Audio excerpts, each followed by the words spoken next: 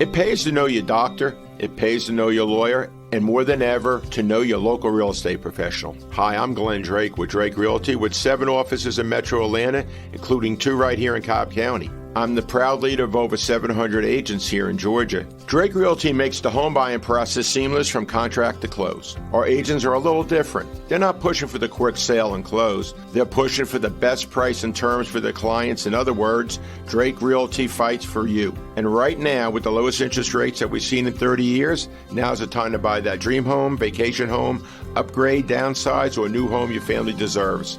A lot of real estate agents talk big. Let my team at Drake Realty prove they will fight for you. I'm Glenn Drake, and I'd be honored to have my team serve you. Visit us online at drakerealty.com. And remember, it's not how quick you sell or buy, it's how the deal sets up your future.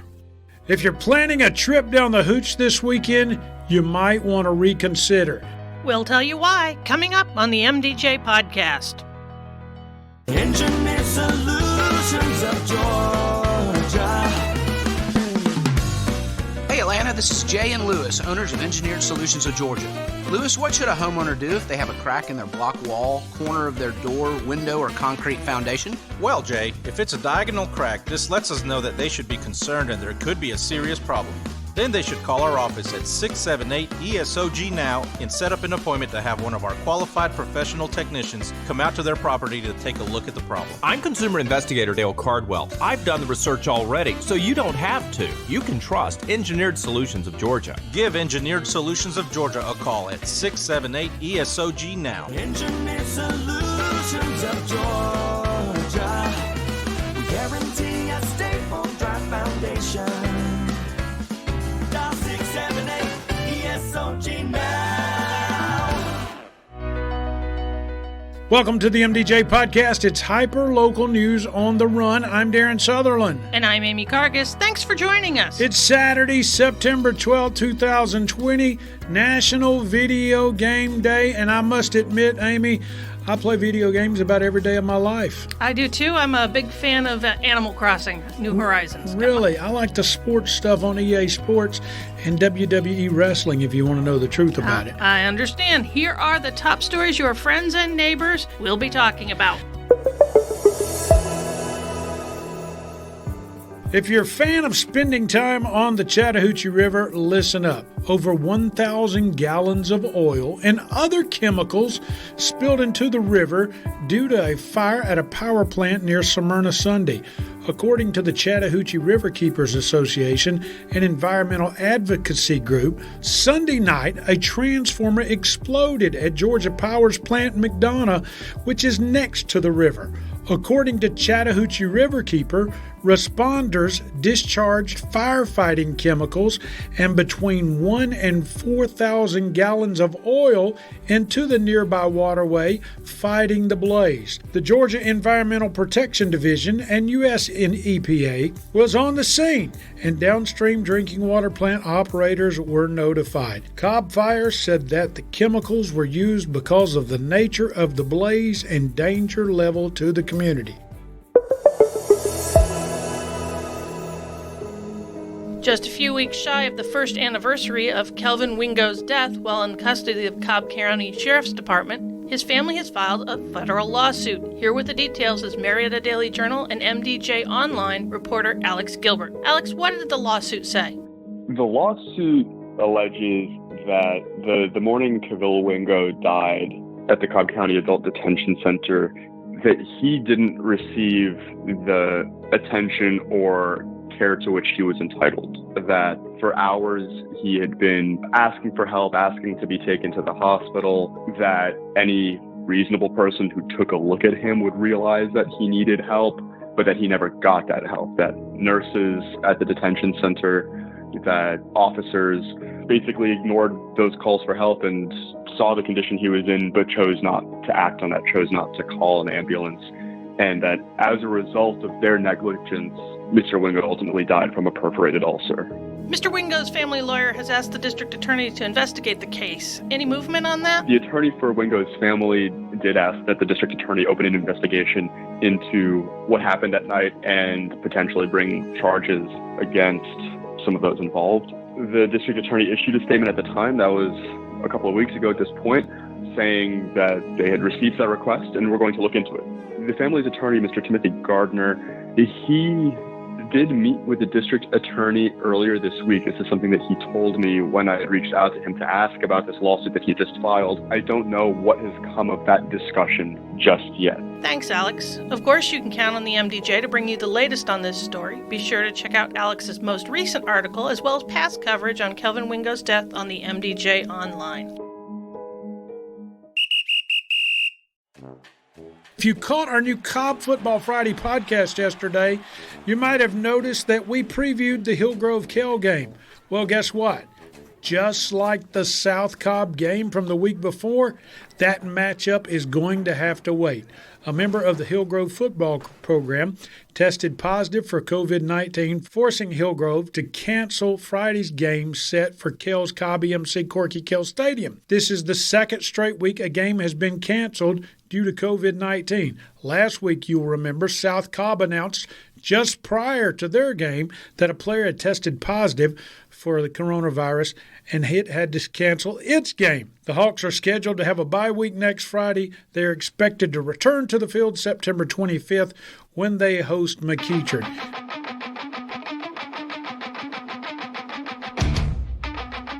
Be sure to join me and Marietta Daily Journal sports editor John Bednarowski for Cobb Football Fridays, your inside local on all games and players to watch here in Cobb County. And make sure you check the MDJ and Marietta Daily Journal for results every weekend from Cobb County's hyperlocal sports news source, the Marietta Daily Journal.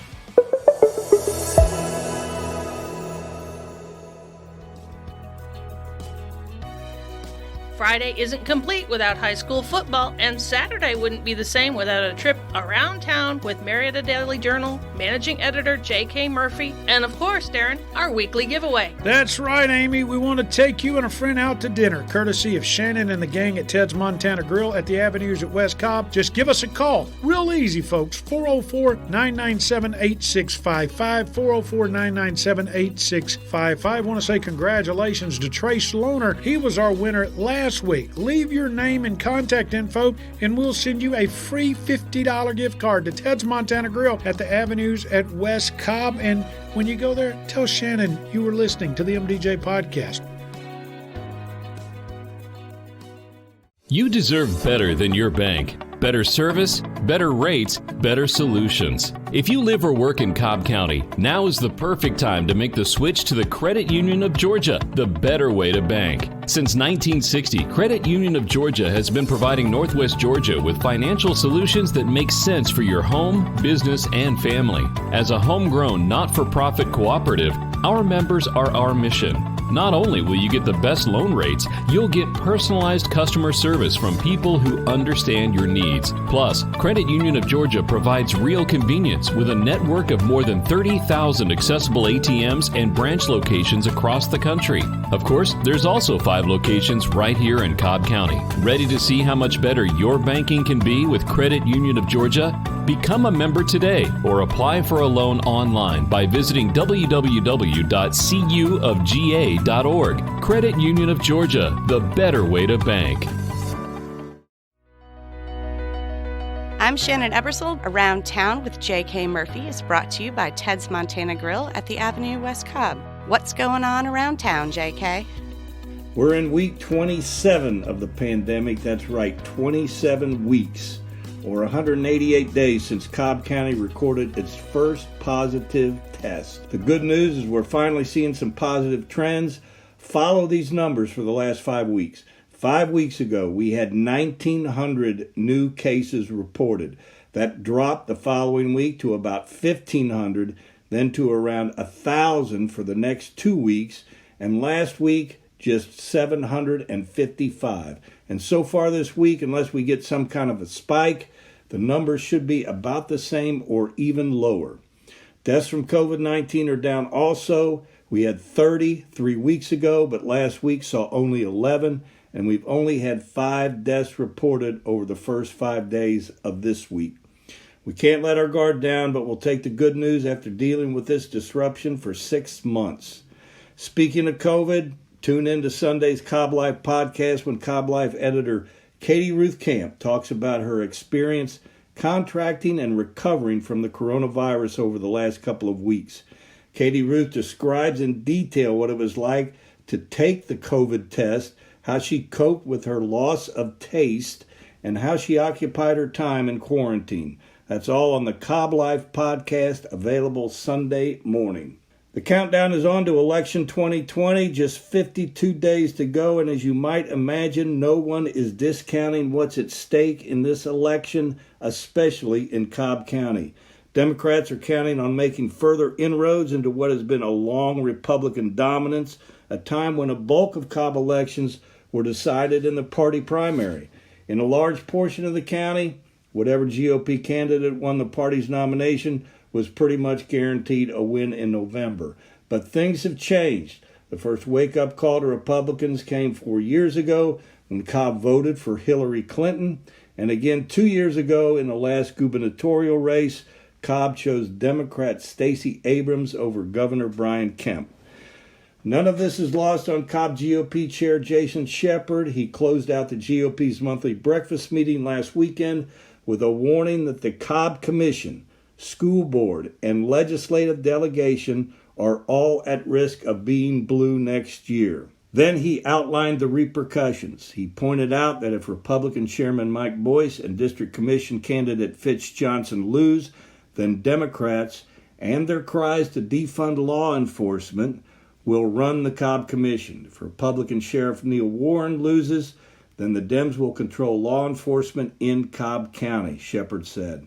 The GOP chief painted a similar picture of the Cobb School Board and said some believe if Democrats are a majority on the board, that school superintendent Chris Ragsdale is gone. And he's reminding voters it's not just the elected offices at stake. Next year is a redistricting year, and if Democrats are at the helm of Cobb's legislative delegation, they can, and I quote Mr. Shepard, gerrymander us out of existence. To get the view from the other side of the political aisle, around town called State Representative David Wilkerson, who chairs the Cobb legislative delegation. Wilkerson dismissed several allegations Shepard made. He said Democrats aren't interested in doing away with school resource officers. Democrats aren't interested in doing away with the senior school tax exemption. Democrats aren't interested in penalizing law enforcement. As far as redistricting, Wilkerson guaranteed the delegation will work with the school board, something he said the Republicans did not do 10 years ago when the districts were recarved. A tip of the around town cap to Amy Reeves of Marietta, who is named Georgia's 2020 Physician Assistant of the Year. Mrs. Reeves works at Wellstar's Brookstone Pediatrics in West Cobb. She has headed the Georgia Physician's Assistant Group for several years, and in this last session of the General Assembly, legislation she worked on for years finally passed and became law. Senate Bill 321 allows rural healthcare doctors to employ more PAs, or physician assistants. That means more treatment options for those living outside the big cities. In addition to working at her pediatric clinic, Amy Reeves has helped out at Kennestone Hospital, working night shifts during the pandemic. By the way, did we mention that Mrs. Reeves' husband just happens to be State Representative Bert Reeves? Bert didn't sponsor the bill, but said he did vote for it with enthusiasm. Those visiting Glover Park and its iconic fountain got a bit of a surprise over the Labor Day weekend. Some prankster poured soap into the water, creating a nice 8-inch high frothy white foam across the basin. If you're thinking you might try this as an original and novel prank, forget about it. Rich Deckman of the Marietta Parks Department said, "This is the 5th time the fountain's been turned white this year." And that's around town. Thank you for joining us for the Marietta Daily Journal podcast from your local news source, the Marietta Daily Journal and MDJ Online. Grab a copy of today's paper and visit MDJ Online for complete details on the stories we've discussed, plus more stories that affect you and the citizens of Cobb and surrounding areas. Subscribe and share this podcast to get all the latest hyper-local updates, or ask Alexa or Google Home to play the Marietta Daily Journal podcast for you. Share your thoughts or questions with us in the comments section, or call the MDJ Podcast comment line at 404-997 8655. We might share your comments on an upcoming episode. The MDJ Podcast is produced by BG Ad Group, Amy Cargus, producer, Jacob Sutherland, director, copyright 2020, all rights reserved. Remember, we are all in this together. Blessings on each of you, and stay 6 foot away and safe.